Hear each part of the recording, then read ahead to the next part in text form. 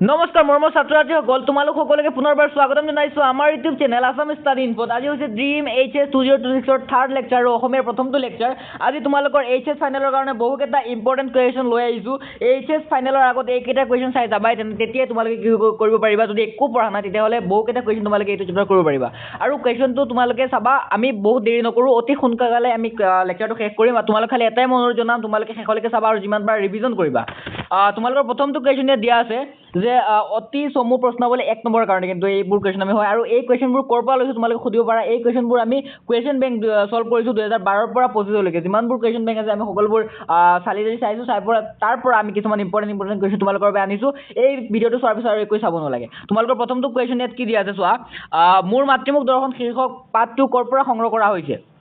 এই যোনটো কুৱেশ্যন দেখিছা তোমালোকে, এই কুৱেশ্যনটো ক'ত কেইবাৰ আহিছে পৰীক্ষা তোমালোকে চোৱা এবাৰ।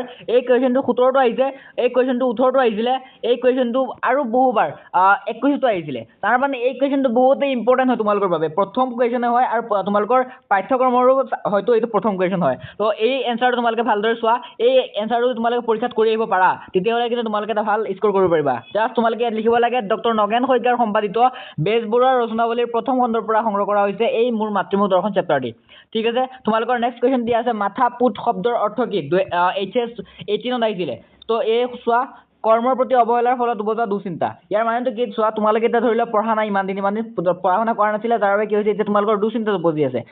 পঢ়া শুনা মানে অৱহেলা কৰিছা তোমালোকে, যে পঢ়িম বুলি কৈ থাকোঁতে, কিন্তু এতিয়া সময়ত তোমালোকৰ দুশ্চিন্তা পৰিছা, কাৰণ তোমালোকে কৰ্মটো ভালদৰে কৰা নাছিলা। এইটোৱে হৈছে মাথাপুত।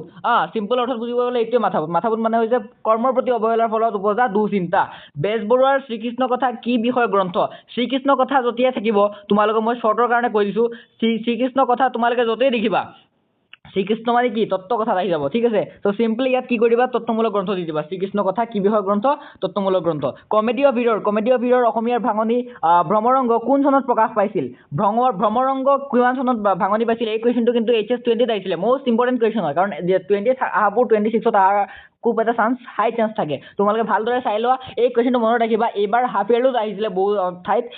1888 চনত কি হৈছিলে, ভ্ৰমৰংগৰ প্ৰকাশ পাইছিলে। ঠিক আছে, তো মাজীও বুলি কাক সম্বোধন কৰিছিলে। মাজীও তেওঁ কিন্তু বহুত বিখ্যাত এজন লোকো আছিলে, অসমৰ আগশাৰীৰ লোক আছিলে মাজীও বুলি লক্ষ্মীনাথ বেজবৰুৱাই যাক সম্বোধন কৰিছিলে। কোন আছিলে মাজীও বুলি, সুকবি সুবিখ্যাত চাহ খেতিয়ক চন্দ্ৰকুমাৰ আগৰৱালা। এইটো চাগে তোমালোকে বহুবাৰ, যিসকলে এবাৰ হ'লেও পঢ়িছা তোমালোকে নিশ্চয় চাইছা, আৰু বহুত ইজি হয়, মনত ভালকৈ ৰাখা। মাজীও বুলি কাক সম্বোধন কৰিছিলে, সুকবি সুবিখ্যাত চাহ খেতিয়ক চন্দ্ৰকুমাৰ আগৰৱালা। মেইন নামটো হ'ল তেওঁৰ চন্দ্ৰকুমাৰ আগৰৱালা, কিন্তু আমি তেওঁক সম্বোধন এনেকৈ কৰোঁ যে সুকবি সুবিখ্যাত চাহ খেতিয়ক। এইটো তোমালোকৰ HS 22ত আহিছিলে। আৰু এই কুৱেশ্যনবোৰৰ পৰাই কিন্তু বহুকেইটা কুৱেশ্যন তোমালোকে চাবা, কুৱেশ্যনবোৰ ইয়াৰ পৰা আহিব, ইয়াতকৈ বাহিৰত নাহে। তো মন দি পেলাই তোমালোকে চোৱা কুৱেশ্যনবোৰ। ভ্ৰমৰংগ, আৰু নেক্সট তোমালোকৰ কুৱেশ্যনটো আহি পৰিছে, ভ্ৰমৰংগ শ্বেক্সপিয়াৰৰ কোনখন গ্ৰন্থৰ ভাঙনি। এইটো কিন্তু বহুত ইম্পৰ্টেণ্ট কুৱেশ্যন, 23ত আহিছিলে। 23ত অহা কুৱেশ্যন হয় এইটো। ভ্ৰমৰংগ শ্বেক্সপিয়াৰৰ কোনখন গ্ৰন্থৰ ভাঙনি, মানে চোৱা, এই এটা কুৱেশ্যনৰ পৰা কিন্তু তেওঁলোকে বেলেগ চেঞ্জেছ কৰি দিয়ে। এই কুৱেশ্যনটো আমি অলৰেডি ইয়াত কৰিছিলোঁ। চোৱা, কমেডি অফ হিৰৰ কিমান চনত প্ৰকাশ পাইছিলে, 1888 চনত। আৰু ইয়াত কৈছিলে, আৰু এইটো কৈছিলে যে অসমীয়া ভাঙনি হয় ভ্ৰমৰংগ। ঠিক আছে, তো মানে কুৱেশ্যনতে এবাৰ এনচাৰ থাকে, আৰু এবাৰ সেই কুৱেশ্যনটোকে আমি এনচাৰ হিচাপে লিখিব লাগে। ইয়াত আকৌ ছেইম এইটোৱে সুধিছে যে ভ্ৰমৰংগ শ্বেক্সপিয়াৰ কোনখন গ্ৰন্থৰ ভাঙনি, কমেডি অফ হিৰৰ। এইটো কিন্তু 23ত আহিছিলে। তো মানে তোমালোকে চোৱা ভালদৰে বস্তুবোৰ, কুৱেশ্যনবোৰ চাওঁতে এবাৰ ভালদৰে চাবা। আৰু তোমালোকৰ নেক্সটটো কুৱেশ্যন কি আহি পৰিছে, মৰমৰ ছাত্ৰ ছাত্ৰীসকল, তোমালোকৰ ইয়াৰ পিছৰ যোনটো কুৱেশ্যন আছে, মোৰ মাতৃমুখ দৰ্শন পাঠটিত উল্লেখিত থকা BNR মানে কি। BNR মানে কি তোমালোকে চিম্পলি বুজিব পাৰিছা নিশ্চয়, এটা অনুভৱো কৰিব পাৰিছা। ঠিক আছে, NR এন মানে কি গমেই পাইছে চাগে, এন যোনটো আমি কওঁ।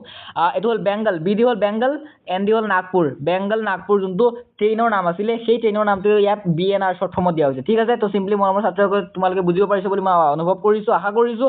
আৰু ইয়াৰ পিছৰ কুৱেশ্যনটো দিয়া আছে যে লক্ষ্মীনাথ বেজবৰুৱা কোন চনত অসমলৈ, অৰ্থাৎ তেওঁৰ মাতৃভূমি অসমলৈ উভতি আহিছিল বুলি কুৱেশ্যন আহিছে। এই কুৱেশ্যনটো কিন্তু বহুত ইম্পৰ্টেণ্ট হয়, 25তে আহি গৈছিলে।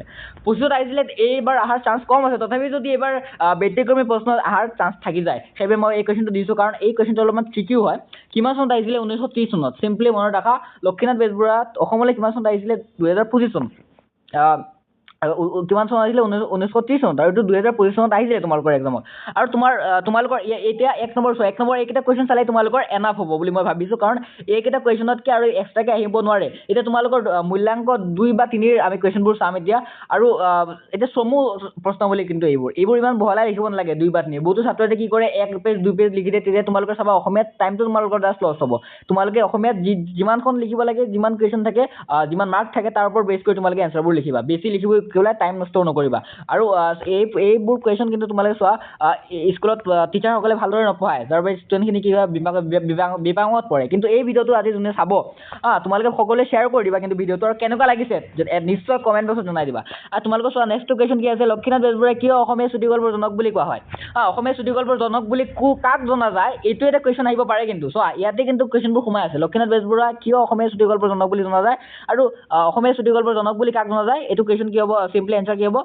লক্ষ্মীনাথ বেজবৰুৱা চ' কুৱেশ্যনবোৰ আচলতে এনেকৈ আমি ৰিচাৰ্জ কৰিব লাগে এতিয়া চোৱা ইয়াত কি দিয়া আছে যে লক্ষ্মীনাথ বেজবৰুৱাৰ নেতৃত্বত জোনাকীৰ জৰিয়তে জোনাকী মানে কি আছিলে এখন কাকত আছিলে ঠিক আছে জোনাকীৰ জৰিয়তে অসমীয়া সাহিত্যলৈ ৰমন্যাসৰ ঢল প্ৰবাহিত কৰিছিল আৰু সেই ৰমন্যাসৰ ঢলত মানে জোনাকীৰ পাতত তেওঁৰ দ্বাৰা ৰচিত গল্পৰ জৰিয়তে অসমীয়া চুটিগল্প আৰম্ভণি হৈছিল মানে চুটিগল্পৰ জনক বুলি তেওঁ মানে প্ৰথমতে এই জোনাকীৰ পাতত তেওঁ কি কৰিছিলে চুটিগল্প তেওঁ ৰচনা কৰিছিলে আৰু তাত মানে প্ৰকাশ কৰিছিলে আৰু তেওঁৰ হাততেই চুটিগল্প শুভাৰম্ভ ঘটি বিকাশৰ যাত্ৰাৰ সূচনা হৈছিল বাবে তেওঁক চুটিগল্পৰ জনক হিচাপে নলয় চিম্পলি এনচাৰটো তোমালোকে এবাৰ জাষ্ট চাবা আৰু লিখি আহিবা বাছ এইটো লিখিলে তোমালোকে এক্সামত 3 মাৰ্ক পাবলৈ সক্ষম হ'বা তোমালোকৰ ইয়াৰ পিছতো কি দিয়া আছে মৰমৰ ছাত্ৰ ছাত্ৰীসকল দিয়া আছে যে লক্ষ্মীনাথ বেজবৰুৱাৰ গুৱাহাটী ভাল লগা দুটা কাৰণটো বহুতেই ইম্পৰ্টেণ্ট কুৱেশ্যন এইটো কুৱেশ্যন তোমালোকে আহিব বুলি ভাবি লোৱা মই ইয়াত কি কৰি দিছোঁ তোমালোকৰ বাবে ইয়াত মই এটা হেৰি দি দিছোঁ ষ্টাৰ দি দিছোঁ ঠিক আছে এইটো মানে কুৱেশ্যনত আহিব তোমালোকে চোৱা যে লক্ষ্মীনাথ বেজবৰুৱাৰ গুৱাহাটী ভাল লগা দুটা কাৰণ কি প্ৰাকৃতিক সৌন্দৰ্য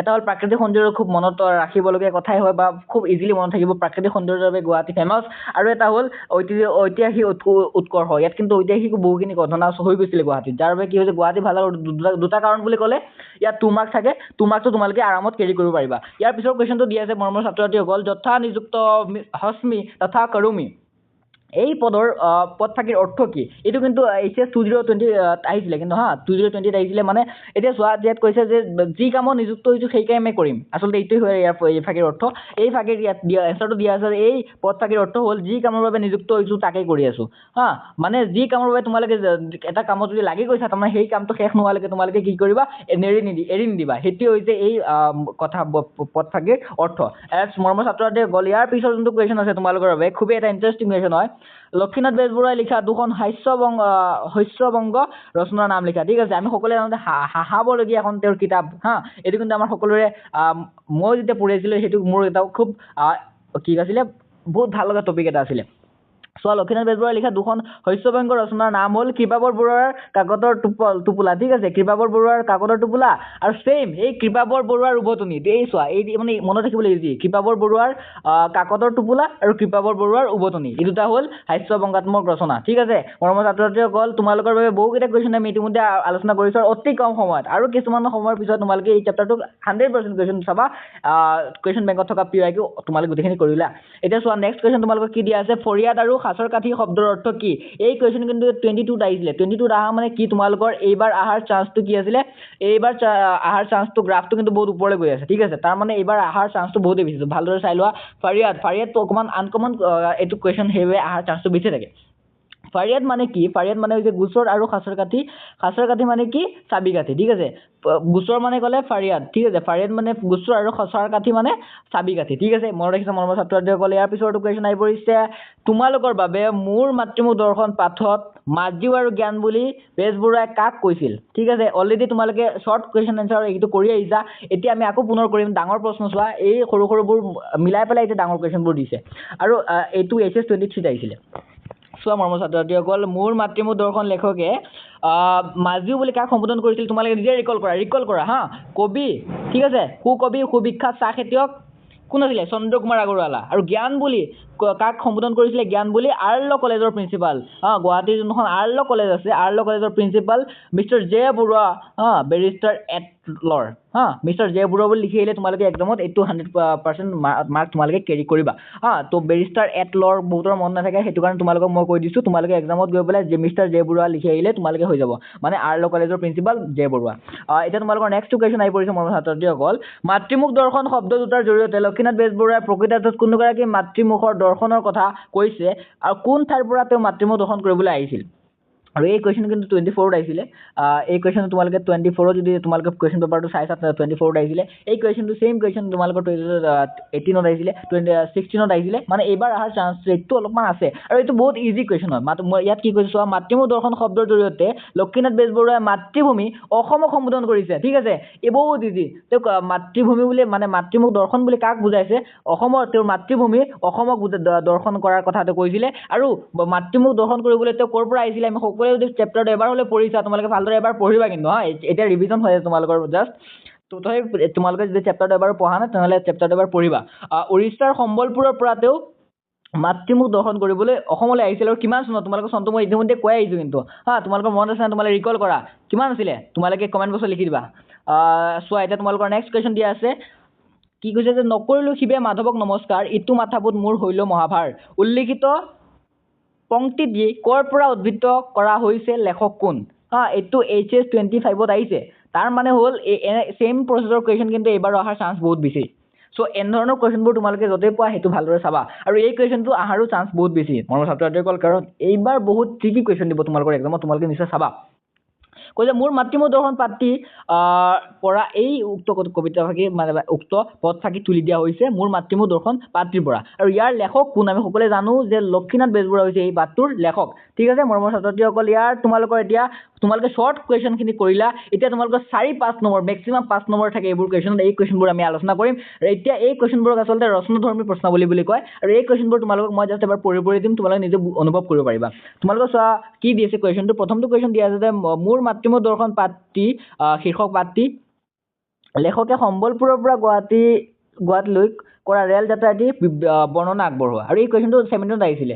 আৰু এনেধৰণৰ কুৱেশ্যনবোৰ বাৰে তেওঁলোকে দি থাকে তাৰ বাবে এই কুৱেশ্যনটো সকলোৰে মানে কি হয় যিসকল অলপমান টপাৰ ষ্টুডেণ্ট থাকে তেওঁলোকে এইটো মুখস্থ কৰি লয় চ' মই তোমালোকক কম মুখস্থ কৰিব নালাগে জাষ্ট এবাৰ বুজি লোৱা সাহিত্যৰথী লক্ষ্মীনাথ বেজবৰুৱাৰ কৰ্মসূত্ৰে অসমৰ বাহিৰত আছিল তেওঁ অসমৰ বাহিৰত ক'ত আছিল কলকাতা আৰু সম্বলপুৰত তেওঁ কৰ্মসূত্ৰে আছিল আৰু কৰ্মব্যস্ততাৰ কাৰণে তেওঁ 30-40 বছৰ ধৰি মানে 2 বছৰ বুলি তোমালোকৰ পাঠ্যক্ৰমত লিখা আছে বছৰ ধৰি তেওঁ কি হৈছিলে ঘৰত অৰ্থাৎ মাতৃভূমি অসমলৈ তেওঁ আহিব পৰা নাছিল আত্মীয় স্বজনসকলে বাৰে মাতি আছিল যদিও সময় সুবিধা উলিয়াব পৰা নাছিল কোনে লক্ষ্মীনাথ বেজবৰুৱা ডাঙৰীয়াই আৰু কৈছে যে অৱশেষত 1930 খ্ৰীষ্টাব্দৰ 19 ছেপ্টেম্বৰ তাৰিখে তেওঁ কৈছে সম্বলপুৰৰ পৰা অসমলৈ বুলি যাত্ৰা আৰম্ভ কৰিছিল তেওঁৰ সেই সময়ত সংগী কোন আছিল এইটো এটা মোষ্ট ইম্পৰ্টেণ্ট কুৱেশ্যন আমাৰ ছাত্ৰ ছাত্ৰীসকল সেই সময়ত তেওঁৰ সংগী কোন আছিল বুলি প্ৰশ্ন কৰে এইটো 2 নম্বৰ প্ৰশ্ন হয় যে সংগী আছিল তেওঁৰ কোন তেওঁৰ সহধৰ্মিনী প্ৰজ্ঞা সুন্দৰী দেৱী আৰু সৰু জীয়ৰী আছিল তেওঁৰ সংগী আৰু কৈছে বেংগল নাগপুৰ ৰেলেৰে সম্বলপুৰৰ পৰা 2 ঘণ্টা যাত্ৰা কৰি তেওঁ ঝাৰচুগুড়া জংচনত নামে আৰু তাৰ পৰা কলকাতা অভিমুখী ৰেলত উঠে লগতে খোৱা বস্তু নিনিয়াৰ কাৰণে ৰেলতে খোৱা ব্যৱস্থা কৰিব নোৱাৰাৰ কাৰণে পৰিয়ালসহ লেখকে কি কৰিছিল লঘোণে ভোকে যাত্ৰা কৰিবলগীয়া হৈছিল এটা খুবেই মৰ্মান্তিক কাহিনী হয় কাৰণ তেওঁৰ সেইটো সময়তো যোনটো পইচা পাতি আছিলে তেওঁ ইমান কেৰি কৰা নাছিল আৰু খোৱা বস্তু গাড়ীত মানে পোৱা যোৱা নাছিলে সেইটো সময়ত ৰেলত তাৰ বাবে তেওঁ ভোকে পিয়াহে থাকিব লগা হৈছিল এই সৰু জীয়ৰীৰ সৈতে আৰু 20 তাৰিখে ৰাতি 8 মান বজাত কি হৈছিলে কলকাতাৰ নামি মহানগৰীৰ এটি ঘৰত উপস্থিত হৈছিলে আৰু লৰালৰিকৈ তাতে তেওঁ ভাত খাই শুই থাকিল তাৰ পিছদিনাখন কলকাতাৰ শিয়ালদা ষ্টেচন এইটো বহুত ফেমাছ হয় শিয়ালদা ষ্টেচন তোমালোকে চাইছা আৰু ৰাজীৱদাৰ যোনটো পকেট পৰাটা এইটো কিন্তু শিয়ালদা ষ্টেচনতে পোৱা যায় চ' ইয়াত কি কৰিছে যে পিছদিনা কলকাতাৰ শিয়ালদা ষ্টেচনৰ পৰা গুৱাহাটীলৈ বুলি তেওঁ কি কৰিছিল যাত্ৰা আৰম্ভ কৰিছিল আৰু 22 তাৰিখে গুৱাহাটীত তেওঁ উপস্থিত হৈছিলে আৰু সেই সময়ত ব্ৰহ্মপুত্ৰৰ ওপৰত দলঙো নাছিল কিন্তু মইতো মনত ৰাখিবা তোমালোকে যেতিয়া লক্ষ্মীনাথ বেজবৰুৱা অসমত আহিছিলে সেই সময়ত কিন্তু ব্ৰহ্মপুত্ৰৰ ওপৰত যে দলংখন সেই বৃহৎ দলংখন নাছিলে গতিকে যাত্ৰীসকলে নদীৰ উত্তৰ পাৰে অৰ্থাৎ আমিনগাঁও থকা ষ্টেচনত নামি নদী জাহাজেৰে কি কৰিছিল তেওঁলোকে ব্ৰহ্মপুত্ৰ পাৰ হৈ গুৱাহাটীলৈ যাবলগীয়া হৈছিল আৰু বেজবৰুৱাক পাণ্ডু জাহাজ ঘাটতে কবি চন্দ্ৰ কুমাৰ আগৰৱালা আৰু আৰ্ল কলেজৰ অধ্যক্ষ মিষ্টাৰ জে বৰুৱাই আদৰণি জনাইছিল। তো এই বস্তু তোমালোকে যে লিখি দিয়া কোৱা মৰমৰ ছাত্ৰ ছাত্ৰীসকল 5 নম্বৰ চোৱাচোন কিমান ইজি। এই বস্তুখিনি লিখিলে আৰু বেছি লিখিব নালাগে। এই বস্তু লিখাৰ লগে লগে তোমালোকে পৰীক্ষাত 5 নম্বৰ কেৰি কৰিব পাৰিবা। আৰু চোৱা এতিয়া তোমালোকৰ দ্বিতীয়টো কুৱেশ্যন আহি পৰিছে। তোমালোকৰ দ্বিতীয়টো কুৱেশ্যন দিয়া আছে যে মোৰ মাতৃমূল দৰ্শন শীৰ্ষক পাঠটি লেখকে অন্তৰৰ জাতি প্ৰেম কিদৰে প্ৰকাশ পাইছে চমুকৈ আলোচনা কৰা। ইয়াত চোৱা এনচাৰটো দিয়া আৰু 7ত আহিছিলে এই কুৱেশ্যনটো। এনচাৰটো হৈছে যে লক্ষ্মীনাথ বেজবৰুৱাৰ অসমীয়া জাতিৰ প্ৰতি হাড়ে হিমজুৰে আগৰিকৃত আছিল। তেওঁ অসমীয়াৰ প্ৰতি মানে তেওঁ বিলীন হৈ আছিলে। অসমৰ কাৰণে তেওঁ সদায় কৰ্ম কৰি আহিছিলে। তেওঁৰ মাতৃমুখ দৰ্শন পাঠটিৰ মাজেৰে তেওঁ জাতি প্ৰেমৰ কথা প্ৰকাশ পাইছে আৰু পাঠটিৰ নামাকৰণতে তেওঁ প্ৰেম ভাৱ দেখিবলৈ পোৱা গৈছে। মোৰ মাতৃমুখ শব্দটিৰ অসম দেশখনৰ কথা তেওঁ কি কৰিছিলে প্ৰকাশ কৰিছিলে। মোৰ মাতৃমুখ বুলি তেওঁ অসম দেশৰ কথা অৰ্থাৎ মাতৃভূমি অসমৰ কথা তেওঁ কৰিছিলে। বেজবৰুৱাদেৱে সুদীৰ্ঘ 1.5 কোটি বছৰ অৰ্থাৎ কিমান 1.5 কোটি 1 কোটি কিমান 20 বছৰ অৰ্থাৎ 1.5 কোটি মানে 30 বছৰ। ঠিক আছে, 30 বছৰ পিছত তেওঁ কি কৰিছিলে মাতৃভূমি অসমলৈ আহিছিলে। সুদীৰ্ঘ বিৰতিৰ মূৰত আহিবলৈ পাই অতি ব্যাকুল হৈ পৰিছিলে তেওঁ। পাঠটোৰ বহু বিৱৰণৰ মাজত বেজবৰুৱাৰ জাতি প্ৰেম আৰু ভাৱ প্ৰকাশ পাইছে। গুৱাহাটীত উপস্থিত হ'বৰ দিনাখন তেওঁ সম্বোধন জনোৱাৰ উদ্দেশ্যে কটন কলেজৰ ছাত্ৰসকলে গধূলি আয়োজন কৰা এখন সভালৈ তেওঁ নৰিয়া গাড়ী গৈছিল। কাৰণ তেওঁ কৈছিলে যে জাতিৰ কাৰণে মই সদায় ভাল পাওঁ, জাতিৰ কাৰণে মই যিকোনো কাম কৰিম। সেইটো কাৰণে তেওঁ নৰিয়া গাড়ী এই ছাত্ৰসকলে উদযাপন কৰা সম্বৰ্ধনা অনুষ্ঠান তেওঁ গৈছিলে। আৰু জাতীয় সাহিত্যৰ কাণ্ডাৰী হিচাপে সভালৈ গৈ ছাত্ৰ ছাত্ৰীসকলক উৎসাহিত কৰাটো তেওঁলোক দায়িত্ব বুলি তেওঁ বিবেচনা কৰিছিলে। আৰু পাঠটিৰ মাজতে লেখকে অসমীয়া জাতিৰ শিপিনীসকলে বোৱা কটা উৰণ ব্যৱহাৰ কৰা বা খাৱন পিন্ধন আদিৰ কথাটো দাঙি ধৰিছিলে। মানে অসমীয়া চহকী যে এই কথাটো প্ৰকাশ কৰিছিলে। আৰু অসমীয়া জাতিক হিৰে হিমজুৱে ভাল পোৱাৰ বাবেই লেখকে পাঠটিত অসমীয়া সংস্কৃতিৰ কথা উল্লেখ কৰিছে। আৰু জাতি এটাৰ প্ৰতি প্ৰেম ভাৱ নাথাকিলে কোনো বস্তুৰে প্ৰতি অন্তৰিকতা প্ৰকাশ নাপায়। বেজবৰুৱাৰ আছিল অসমীয়া ভাষা সাহিত্যৰ কাণ্ডাৰী। পাঠটিৰ মাজেৰে অসমীয়া জাতিৰ প্ৰতি তেওঁৰ প্ৰেম ভাৱ সুস্পষ্টভাৱে প্ৰকাশ পাইছে। মৰমৰ ছাত্ৰ ছাত্ৰীসকলে এইটো লিখিলে তোমালোকে এক্সামত 5 নম্বৰ কেৰি কৰিব পাৰিবা। ইয়াৰ পিছত তোমালোকৰ যিবোৰ কুৱেশ্যন আছে এই কুৱেশ্যনবোৰ কিন্তু খুবেই ইণ্টাৰেষ্টিং হয়। তোমালোকৰ বাবে মই এই কুৱেশ্যনটো ইমান ইম্পৰ্টেণ্ট নাছিলে বাবে মই এৰি দিছোঁ। এই কুৱেশ্যনটো বহুত ইম্পৰ্টেণ্ট হয় তোমালোকৰ বাবে।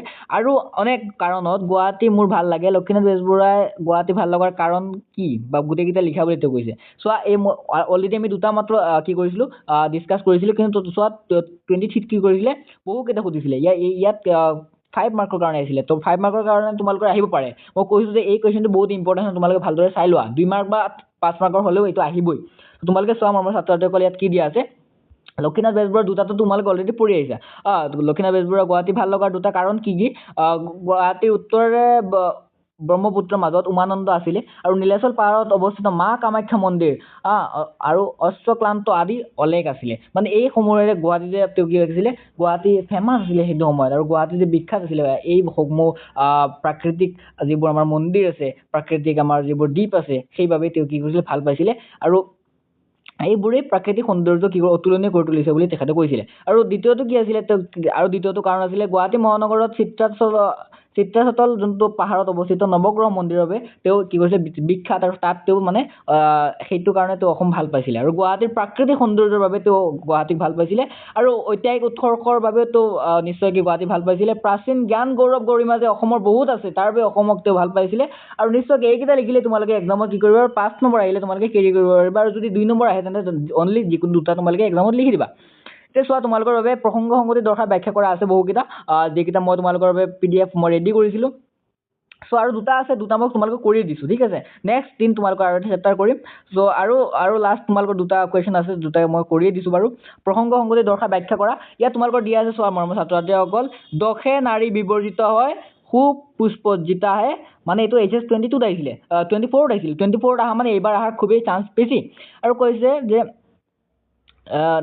দশে নাৰী বিবৰ্জিত নহয় সম্পূৰ্জিতাহে।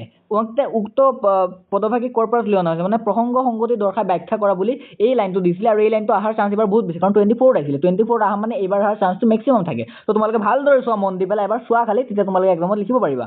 ইয়াত কি দিয়া আছে যে উক্ত পদভাগী সাহিত্য সৌৰভৰ অন্তৰ্গত লিখক লক্ষ্মীনাথ বেজবৰুৱাৰ দ্বাৰা ৰচিত মোৰ মাতৃমুখ দৰ্শন নামৰ পাঠটিৰ পৰা তুলি দিয়া হৈছে যাত্ৰাপথত নাৰীৰ বিবৰ্জিত নহৈ সুপুষ্পজিতাহে। অৰ্থাৎ নাৰীৰ লগত থাকিলে ব্ৰহ্মখনত কি হৈছে সুবিধাহে হয়।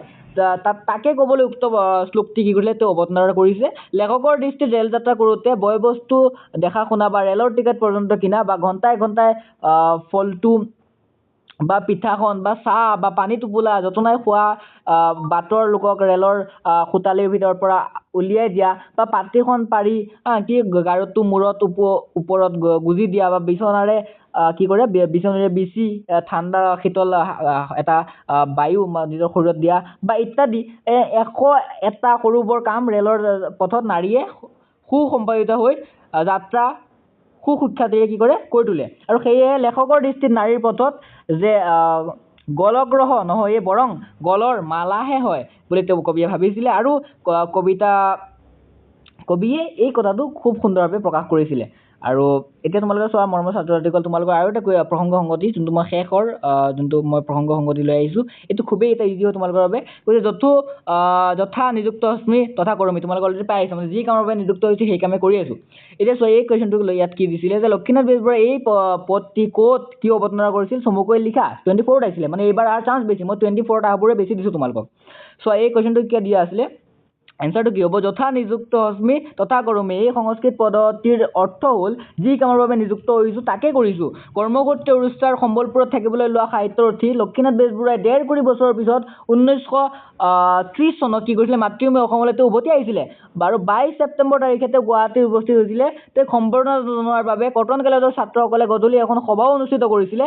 আৰু সেইদিনা বেজবৰুৱাৰ গা সিমান ভাল নাছিল যদিও তথাপিতো জাতীয় সাহিত্যৰ কাণ্ডাৰী হিচাপে নিজকে ভাবিছিল। আৰু এই এজন কাণ্ডাৰী হিচাপে সেই সভাত গৈ ছাত্ৰ ছাত্ৰীসকলক উৎসাহিত কৰাটো তেওঁৰ নৈতিক কৰ্তব্য আৰু দায়িত্ব বুলি তেওঁ বিবেচনা কৰিছিলে।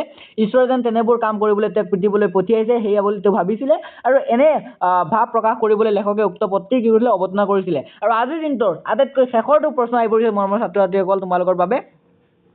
এই কুৱেশ্যনটো তোমালোকে যদি কৰা তেতিয়া তোমালোকে কি কৰিবা, এক্সামত এটা খুব ভাল, আৰু ইয়াৰ বাহিৰত কিন্তু এক্সামত একদমেই নাহে।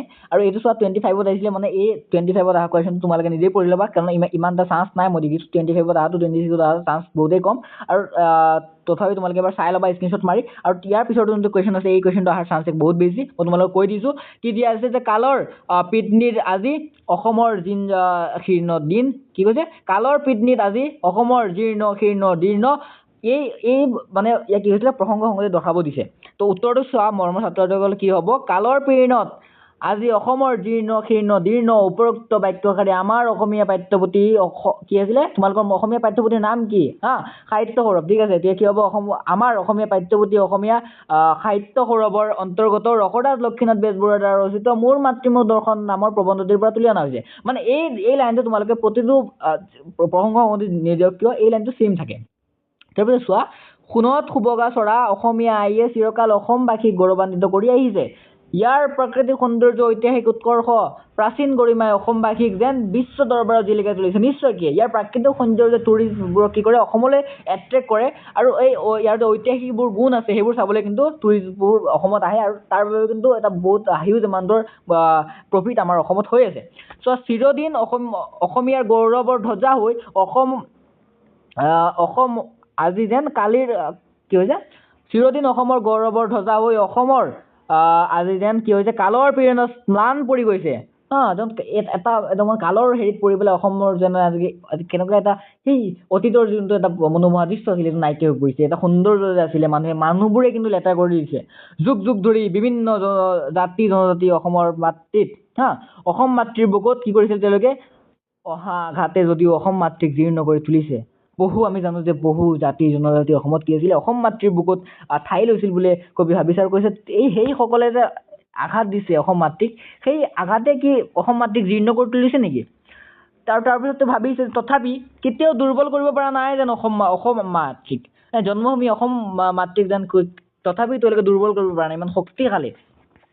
অসম যাত্ৰী বিদেশীয়ে অসমৰ ঢকুৱাৰ বেৰ গুৱাহাটীত নেদেখে, বৰং যিমান চকু বহলকৈ মেলে সিমান বহু চৰকৈ ফেৰেকৈ দেখিবলৈ পাব। আৰু বেজবৰুৱাদেৱে গুৱাহাটীক অসমৰ গৌৰৱৰ চানেকি বুলি শলাগিছে। তোমালোকে ইতিমধ্যে চাইছা যে গুৱাহাটীক তেওঁক কিমান ভাল পাইছিলে আৰু তেওঁক গৌৰৱৰ কি কৈছিলে চানেকি বুলি তেওঁ শলাগিছে। আৰু অৰ্থাৎ বিদেশৰ আঘাতত মান হ'ব অসম, মানে বিদেশৰ যোনটো আঘাতত মান হ'ব খোজা অসম মাতৃৰ যোনটো ঐতিহ্য আছে, কৃতিত্ব আছে, গুৱাহাটী নতুনকৈ প্ৰতিষ্ঠা কৰাৰ বুলি কোৱাৰ প্ৰসংগতে বেজবৰুৱাদেৱে এই বাক্যশাৰী কৈছে। অৰ্থাৎ পুনৰ যে আগৰ কীৰ্তি, আগৰ যেন সংস্কৃতিবোৰ পুনৰ যেন ঘূৰাই আনিব আমাৰ নৱপ্ৰজন্মই বুলি কবিয়ে কোৱাৰ উদ্দেশ্যেই এই কথাখিনি কবিয়ে মানে এই শাৰীটো কবিয়ে কি কৰিছিলে কৈছিলে। আৰু মৰমৰ ছাত্ৰ ছাত্ৰীসকলে আজি তোমালোকৰ এই যদি এই গোটেইখিনি কৰিছা মানে এই কুৱেশ্যনটো অহাৰ চান্স কিন্তু ইমান নাই।